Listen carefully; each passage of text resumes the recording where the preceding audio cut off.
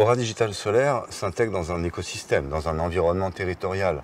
Et donc, on a un impact très fort là-dessus. Et ce qu'il s'agit de faire, c'est de déployer la transition énergétique en l'accélérant. On est aujourd'hui rentré dans une accélération générale de la transition énergétique. Et pour ce faire, il nous faut du foncier, des surfaces. C'est-à-dire que dans la région Auvergne-Rhône-Alpes, on a des contraintes qui sont propres à notre région, des volcans, des montagnes, une vallée du Rhône en l'occurrence. Bon, c'est pas la même chose en Bretagne, c'est pas la même chose en Occitanie. Et la chance d'une énergie décentralisée comme le solaire, c'est de pouvoir s'adapter à tous les territoires. Certains vont être beaucoup plus propices à accueillir des grandes infrastructures de très forte puissance, d'autres plutôt sur des toitures. Eh bien, dans notre région, les enjeux, c'est de pouvoir utiliser tout le panel de solutions pour pouvoir apporter au territoire une énergie propre, décentralisée, abondante, qui permettra de soutenir l'attractivité de son territoire et de maintenir sa position de première région industrielle de France. Grâce à l'énergie photovoltaïque, depuis 10 ans, Sungy est convaincu qu'en autoconsommant, donc en autoproduisant son énergie, on va contribuer à cette indépendance, à cette liberté qui conduit quelque part à pouvoir prendre des décisions librement et de façon indépendante. Et c'est ça qu'on appelle la souveraineté. Effectivement, l'énergie, c'est le secteur sur lequel aujourd'hui il y a énormément de retard et on l'a vu par la fluctuation et la volatilité des prix l'année dernière. Et qui a payé? Ce sont les industriels, ce sont les entreprises engagées, ce sont les collectivités, les ménages qui sont en train de payer très cher cette facture et qui sont en train d'accompagner et d'accélérer aujourd'hui la transition énergétique. Cette souveraineté passe par toutes les échelles. Que l'on aille produire ou autoconsommer là où on est, mais également en accompagnant l'ensemble de la filière à pouvoir produire les équipements nécessaires pour cette transition énergétique. En Europe aujourd'hui, on a réussi à créer un certain nombre de métiers sur la partie aval. Il s'agit désormais de remonter la chaîne de valeur sur la partie amont pour aller produire des panneaux, produire des batteries, produire des onduleurs, produire les composants électroniques qui sont le cœur du réacteur de cette transition énergétique. Nous avons les bureaux d'études, nous avons les certificateurs, nous avons les installateurs, nous avons les grands penseurs, mais il nous manque une bonne partie des équipementiers qui doivent se renforcer pour produire ici, afin de garantir et de maintenir notre souveraineté énergétique. En troisième lieu, cette transition énergétique va toujours être très dépendante des impacts et des effets géopolitiques mondiaux. Et c'est une crise mondiale, et ce n'est pas la première ni la dernière, à laquelle il s'agit aujourd'hui de se prémunir pour être moins exposé aux risques sur les prochaines années.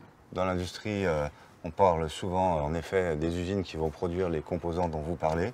Mais pour y arriver, il faut des machines dans les usines. Ces machines-outils, aujourd'hui, elles sont majoritairement fabriquées en Chine. Pas tous, une grande majorité. Et ces machines, nos amis chinois doivent comprendre qu'on les veut bien si les données, en effet, ne leur appartiennent pas, mais nous appartiennent à nous. C'est-à-dire que ce que l'on produit, en l'occurrence des composants et des produits finis, c'est aussi de la production de données. Et ces données, elles nous appartiennent autant que les produits qu'on sorte. Et elles doivent rester chez nous. Et elles doivent être totalement maîtrisées pour justement parer à ces risques qui consisteraient à avoir des unités de production arrêtées, voire défaillantes, voire en problématique de maintenance. Et je crois qu'aujourd'hui, il faut avoir le courage de le dire. Il n'y a aucune concession à avoir sur la façon dont on va traiter de cette souveraineté de l'aval de la chaîne de valeur, c'est-à-dire sur le choix des produits que l'on va utiliser. Et ça, c'est la grande responsabilité des personnes qui vont gérer la rentabilité de leur projet et le choix des produits qu'ils vont mettre dedans, jusqu'à la phase amont, c'est-à-dire les technologies que l'on va déposer sur tel ou tel type de processus et de machines industrielles qui seront dans des usines et qui auront à produire des matériels. Et la grande crainte, ou le grand enjeu qu'il s'agira de traiter, ça va être d'avoir des entreprises totalement souveraines, comme la société par exemple Carbone, qui maîtrisent de bout en bout la chaîne de façon totalement souveraine, et d'autres structures qui seront en partenariat avec des acteurs chinois, qui viendront s'implanter sur le territoire européen pour produire, et avec lesquels il faudra être très attentif à faire en sorte que cette souveraineté reste maîtrisée, mais à géométrie variable.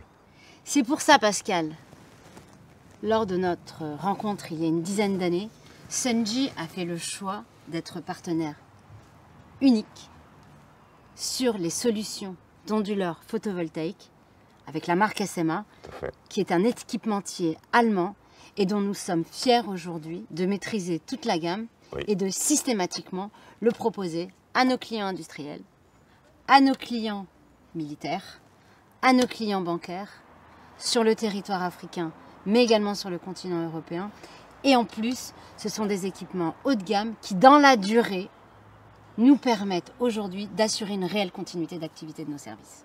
Et c'est juste, et je me souviens de cette rencontre dans le cadre d'une délégation à Alger, en Algérie.